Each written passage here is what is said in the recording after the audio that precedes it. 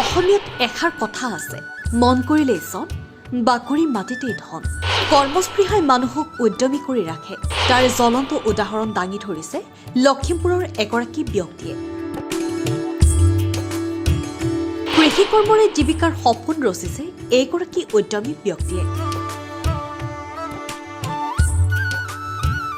কৃষি কৰ্মৰে স্বাৱলম্বী লখিমপুৰৰ এগৰাকী প্ৰগতিশীল খেতিয়ক, নাম জয় পেগু। খেতিৰে বছৰত লক্ষাধিক টকা উপাৰ্জনেৰে স্বাৱলম্বিতাৰ সপোনক বাস্তৱায়িত কৰি তুলিছে জয় পেগুৱে।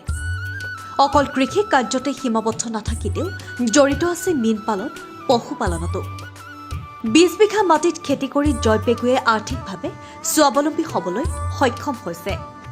নিজৰ কৰ্ম দক্ষতাৰ বাবে ইণ্ডিয়ান এগ্ৰিকালচাৰ ৰিচাৰ্চ ইউনিভাৰ্চিটিৰ পৰা বঁটা পাবলৈও সক্ষম হৈছে জয় পেগুৱে।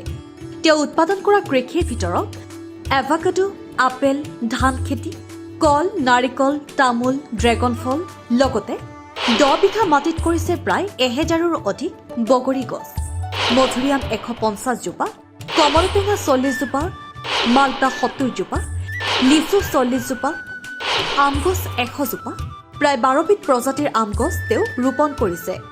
তাৰোপৰি ছাগলী ৩০টা, গাহৰি প্ৰায় ১০ৰ পৰা ১৫টা আৰু হাঁহ কুকুৰা পালনেৰে স্বাৱলম্বী জয় পেগু। কৃষি পশুপালনৰ লগতে ২০২৪ৰ ঢকুৱাখানা সমজিলাৰ পৰা শ্ৰেষ্ঠ মীনপালক হিচাপে বঁটা প্ৰদান কৰিছে জয় পেগু।